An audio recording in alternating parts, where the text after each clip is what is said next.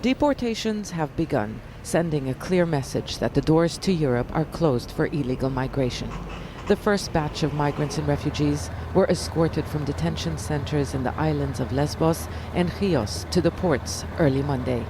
The EU's external border protection agency, Frontex, was in charge of what it called the voluntary transfers.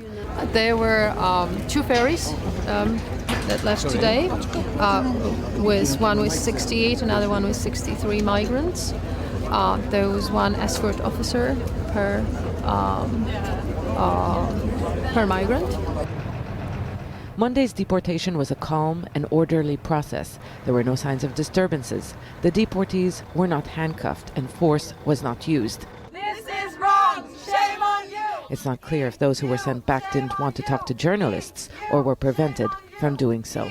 So this morning the deportation started at 6. We were too late to ask the refugees, please ask for asylum, because you still have the right now to ask for asylum. There is concern about the transparency of the whole process. Others say Turkey is not a safe country for some of the returnees, an accusation Ankara denies. The European Union insists that human rights are not being violated. Its asylum office told us that everyone who was sent back to Turkey on Monday did so voluntarily. Its spokesman said they were all given the chance to apply for asylum, but they chose not to. There are a few thousand migrants and refugees who have already applied for asylum. They are locked up in detention centers, which are inaccessible to the media. Human rights groups fear Greece doesn't have the resources to properly process these people.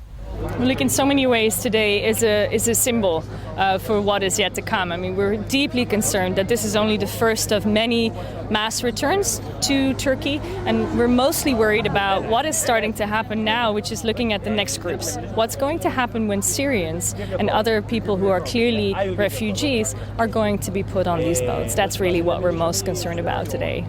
Monday's transfers went smoothly, but that may change when those whose asylum claims are rejected are sent back. But the EU is determined that the Greek islands will no longer be an illegal entry point to the continent. The migrant trail now runs the other way.